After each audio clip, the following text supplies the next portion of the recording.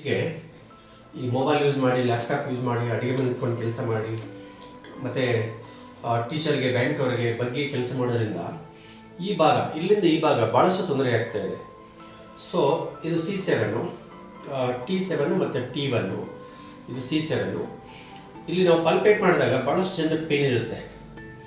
So ಈ ಥರ pain ಬಂದಾಗ ಅವರಿಗೆ ಬೇರೆ ಸಮಸ್ಯೆ ಕೂಡ ಬರುತ್ತೆ. ಎಸಿಡಿಟಿ, ಓಕೆ, ಹಸಿವು ಜಾಸ್ತಿ ಆಗೋದು, ಡಯಾಬಿಟೀಸು, ಜೊತೆಗೆ ಇಲ್ಲಿ ಪೇನ್ ಇದ್ದಾಗ ಅವರಿಗೆ ಅಲರ್ಜಿ ಮತ್ತು ಸ್ಕಿನ್ ಪ್ರಾಬ್ಲಮ್ ಕೂಡ ಬರುತ್ತೆ. ಮತ್ತು ಇಲ್ಲಿ ಅವರಿಗೆ ಪೇನ್ ಇದ್ದಾಗ ಅವರಿಗೆ ಏನಂದರೆ ಬ್ರೀದಿಂಗ್ ಸಮಸ್ಯೆ ಬರುತ್ತೆ, ಜಾಸ್ತಿ ಕೆಲಸ ಮಾಡೋಕ್ಕಾಗಲ್ಲ, ವಾಕ್ ಮಾಡೋಕ್ಕಾಗಲ್ಲ, ಮೆಟ್ಲೆತ್ತಕ್ಕಾಗಲ್ಲ.